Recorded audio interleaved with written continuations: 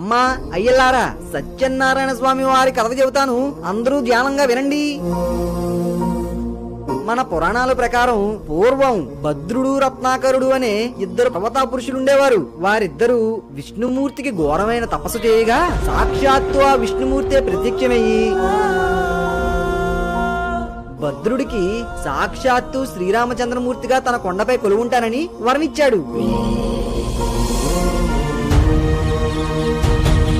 కానీ రత్నాకరుడు ఏ వరము అడగకపోయేసరికి విష్ణుమూర్తి త్రిమూర్తులు అంటే బ్రహ్మ విష్ణు మహేశ్వరుడు రూపంలో సాక్షాత్తు నీ కొండపై కొలువుంటామని వరమిచ్చారు.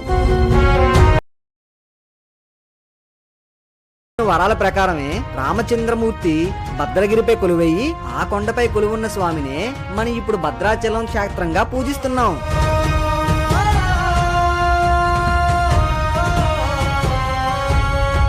అలానే రత్నగిరిపై త్రిమూర్తులుగా వస్తామని మాట ఇచ్చిన విష్ణుమూర్తి రత్నగిరి కొండపై వెలిశానని చెప్పడానికి 1891లో శ్రావణ శుద్ధ విదియ రోజు తారీఖేమొచ్చి ఆగస్టు 6వ తారీఖు.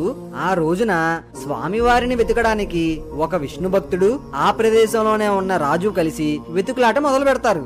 వారిని వెతికి వెతికి అలిసిపోగా ఆ ఊరి అమ్మవారు అంకుడి చెట్టు కింద ఒక పుట్ట ఉంటుంది, అందులో వెతికి చూడండి అని చెప్పగా వాళ్ళందరూ అంకుడి చెట్టు పుట్ట దగ్గరికి వెళ్లి చూడగా సాక్షాత్తు ఆ విష్ణుమూర్తి, మహాశివుడు, బ్రహ్మ అందరూ కలిసి ఒకే విగ్రహముగా స్వయంభూగా వెలిసి అక్కడే కొలువై ఉన్నారు. ఆ విగ్రహ రూపాన్ని తీసుకెళ్లి ఒక మహాయంత్రము నిర్మించి బ్రహ్మ విష్ణు శివాత్మకమైన స్వరూపాన్ని ప్రతిష్ఠించారు. అన్నవరాన్ని అన్న వరాలన్నీ ఇస్తాడు కాబట్టి అన్నవర